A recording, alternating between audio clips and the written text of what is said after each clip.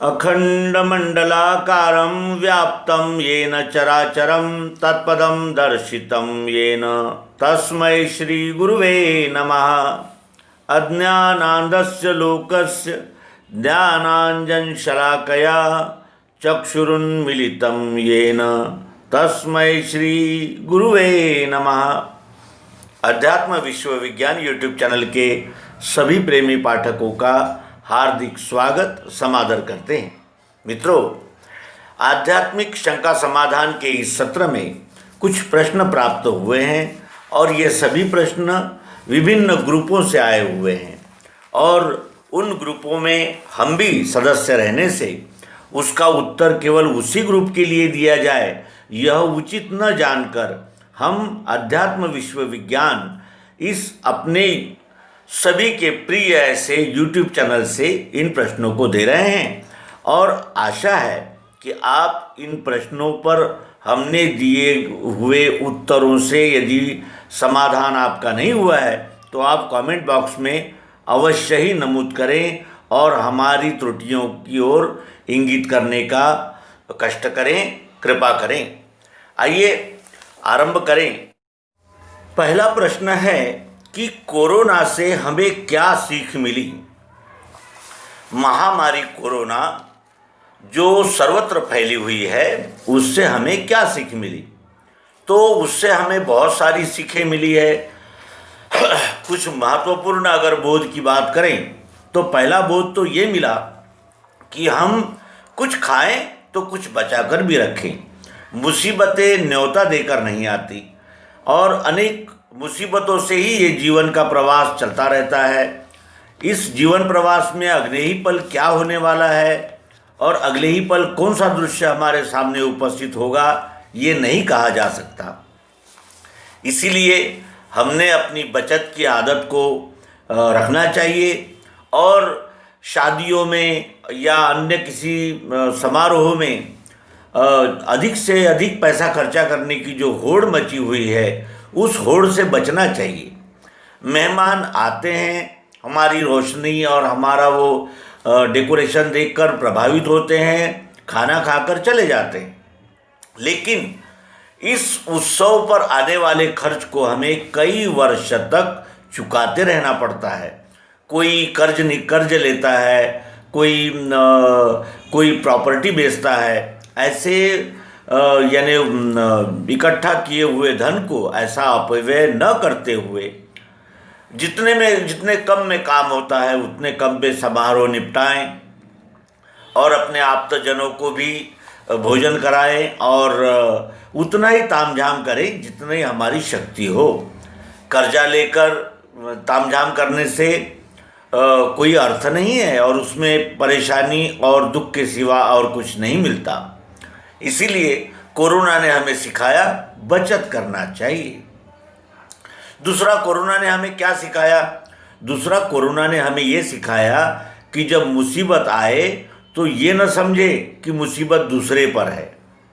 मुसीबत सब पर एक साथ आती है। जैसे इसका उदाहरण देखें तो जो मजदूर यहाँ काम कर रहे थे दूसरे राज्यों से आए हुए, वो घर बार छोड़कर हमारी सेवा के लिए यहाँ आए थे जिनका उन्हें वेतन भी मिलता था। लेकिन जैसे ही कोरोना का लॉकडाउन शुरू हुआ, जो कंपनी के मालिक थे उन्होंने उन मज़दूरों को वापस भेजना शुरू कर दिया।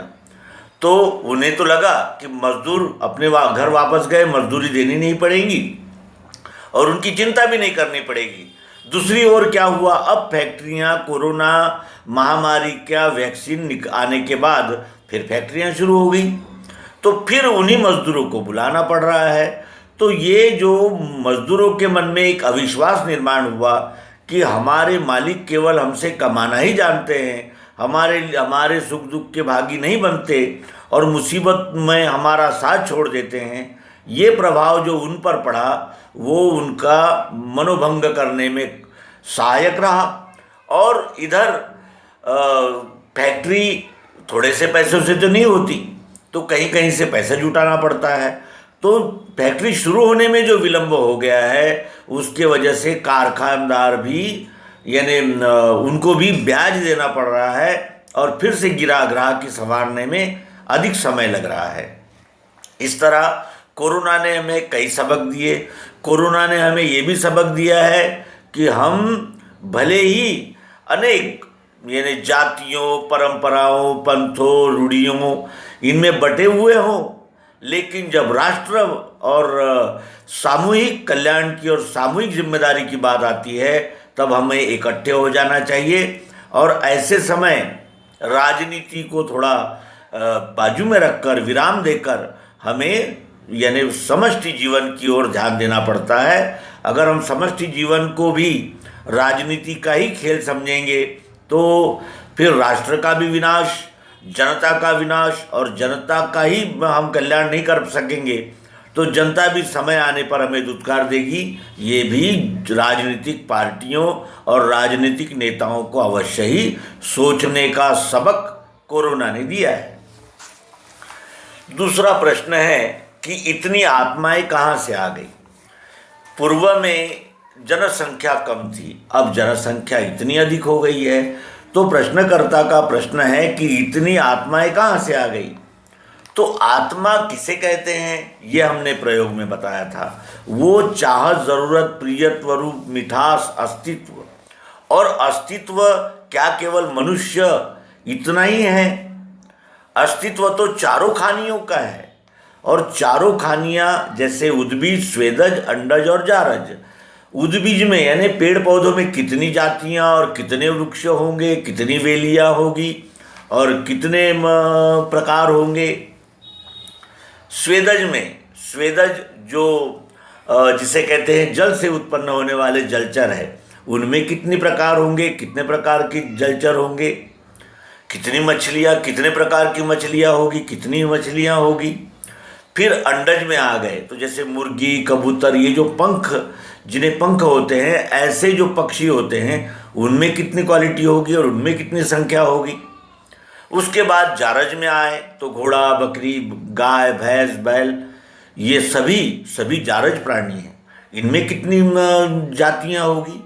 और मनुष्य, जारज खानी में आया हुआ सर्वश्रेष्ठ जीव मनुष्य। ये सतत उत्क्रांति का ही चक्र चलता रहता है, क्योंकि ये विश्वरूप परमात्मा स्वयंभू है। स्वयं ही जन्म देना यानी निर्माण करना, कुछ रोज उसका स्थायित्व रखना और फिर विलय कर लेना, ये परमात्मा का अखंड चक्र है, जिससे ही वो चिर तरुण है। विश्वरूप परमात्मा कभी बूढ़ा नहीं होता, वो सतत चिर तरुण है। तरुवर कहे पात से सुनो हमारी बात, हमरे जगत की रीत है एक आवत एक जात। एक पत्ता गिरता है तो उसकी जगह दूसरा पत्ता आता है। इस प्रकार ये चक्र है। तो यानी उद्बीज खाने से उत्क्रांत होता हुआ जीव ये मनुष्य तक आता है, और जो मनुष्यता में आ गया वो फिर मनुष्य के जन्म में आता है। यानी इधर तो संख्या कम नहीं होती, लेकिन उधर से उत्क्रांत होकर आने वाले जीवों की संख्या बढ़ जाती है। इसीलिए कभी जारज खानी के जीव बढ़ जाते हैं, तो कभी स्वेदज के बढ़ते हैं, कभी अंडज के बढ़ते हैं, कभी उद्बीज के बढ़ते हैं। इस प्रकार घट बढ़ होती रहती है। इस समय अधिक मनुष्य यानी प्राणी अधिक हो गए, इनकी संख्या ज़्यादा हो गई, और इसका ही बोध देता है कि अब उद्धार का समय आ गया है, सतयुग आने वाला है। क्योंकि न्याय, अन्याय, अच्छा बुरा इसका निर्णय केवल मनुष्य ही कर सकता है, और मनुष्य की संख्या अधिक हो रही है। इसका अर्थ यह है कि अब सतयुग आने वाला है, और सतयुग का अर्थ होता है सर्व ओर भेदाभेद रहित, पक्षपात रहित समाज संगठन। इसे सतयुग कहते हैं, जिसमें ये विश्व ही परमात्मा है ये जानकर कार्य किए जाते थे। तो इस तरह एक दूसरे भी प्रश्न का हमने संक्षिप्त उत्तर दिया। तीसरा प्रश्न है, दान देते समय सुपात्र और कुपात्र कैसे पहचानेंगे। तो दान दिया जाता है समर्पण की भावना से, और दान देने वाला सुपात्र है या कुपात्र है ये हम नहीं देखते। कोई भी व्यक्ति दान देता है और कोई भी व्यक्ति दान लेता है, लेकिन दान यदि नीतिमत्ता पूर्वक कमाए हुए धन से आया है तो उस दान देने में सार्थक है। और लेने वाले को जब हम दान देते हैं तो आशा करते हैं कि वो भी अच्छे कार्यों में खर्च करें। तो क्यों ना हम भूखे को अन्न दे दें, प्यासे को पानी दे दें, निर्वस्त्र को वस्त्र दे दें, यानी ऐसी जगह खर्च करें कि हमारे समक्ष खर्चा हो और वो खर्च सार्थक लगे। ऐसे ही जगह दान देनी चाहिए और दान लेने की भी पद्धति इसी रूप में होनी चाहिए। निष्कपट, निर्मल और सबके हित का दान लेना उत्तम और देना भी उत्तम है। पूर्व काल में हमारे यहाँ गुरुकुल चलते थे, उससे हमारे बच्चों को नैतिक शिक्षा मिलती थी जिससे वो अपने जीवन में कल्याण के मार्ग पर चलते थे। गुरुकुल कैसे चलते थे? हर राजा के पास जो वन की ज़मीन होती थी, वन होते थे, उसमें वो व्यवस्था कर देते थे, गुरुकुल स्थापन कर देते थे और उनके आचार्यों को सदैव दान दक्षिणा रूप हाथ खुला ही रखते थे, जिससे वो गुरुकुल चलते थे। और उन्हीं गुरुकुलों में राजपुत्र से लेकर एक सामान्य व्यक्ति का लड़का भी शिक्षा ग्रहण करता था। तो दान का ये प्रचलन अत्यंत पुराना है, कल्याणकारी है। केवल लेने वाले और देने वाले का अगर हृदय निर्मल है तो ऐसा ही दान सार्थक है, ये कहना आवश्यक हो जाता है। उसके अनंतर प्रश्न है, आत्मा का स्वभाव गुण क्या है? आत्मा का स्वभाव क्या है? अब स्वभाव तो वस्तु से लगे हुए हैं, जितनी वस्तुएं हैं उतने स्वभाव है। बगैर स्वभाव की वस्तु नहीं और बगैर वस्तु का स्वभाव नहीं।